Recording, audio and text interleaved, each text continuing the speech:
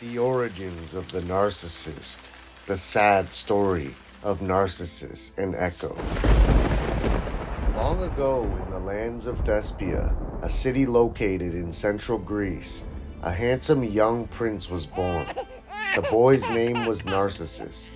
He was the son of the river god Cephasus and the nymph Liriope. The child was blessed with the beauty of the gods. Following the birth of her baby, Liriope brought the child before the blind seer Tiresias. He foretold that the boy would lead a life of longevity, so long as he does not see his own reflection. She was shocked to hear this, but heeded the words of the wise prophet and went on to raise the prince with extreme caution.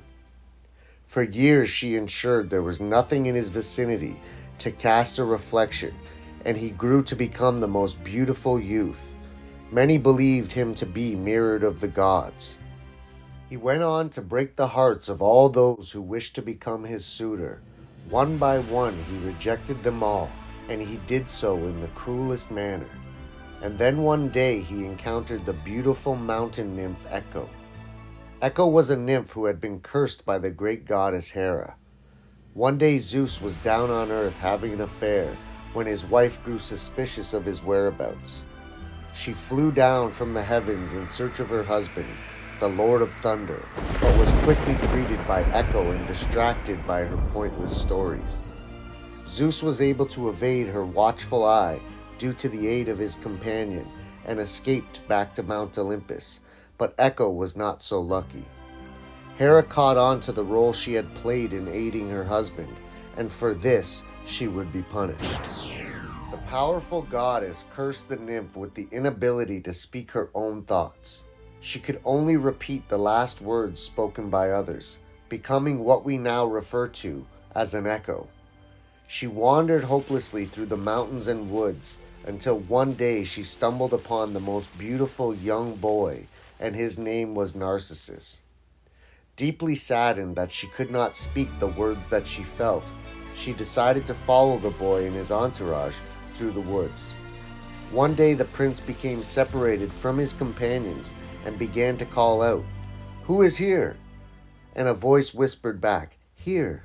Still not seeing who answered his call, Narcissus called out once more, "Avoid me not, and let us come together." Echo saw this as an invitation and leaped out of the woods and wrapped her arms around him. But when the prince saw who was latching onto him, he tossed her aside, saying he'd rather die than have her caress him. Echo was crushed by the cruel rejection and sadly went on wandering hopelessly.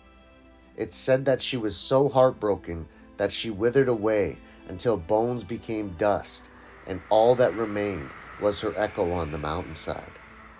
Narcissus and his self-loathing behaviors had not gone unnoticed, however. Nemesis, the goddess of retribution, was angered by the prince's vanity and decided he would pay the ultimate price for his disregard of others.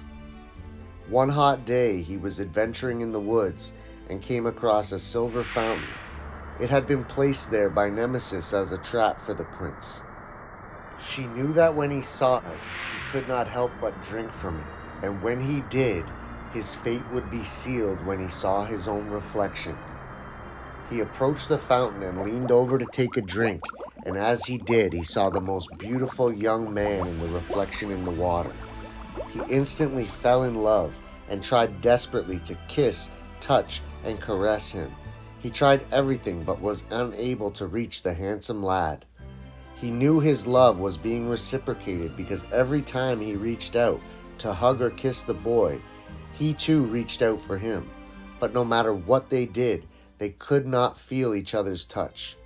For the first and last time ever in his life, Narcissus had fallen in love. Unfortunately for him, he had been lured into the trap by the goddess of retribution, and his fate was sealed the moment he had laid eyes upon his own reflection. And as the wise seer had foretold, the prince's life would be cut short if he saw his own image.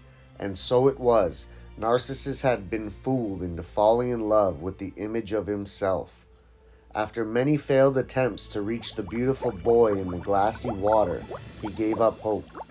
His love for him burned inside him until that internal fire became an inferno and Narcissus became consumed by the flames.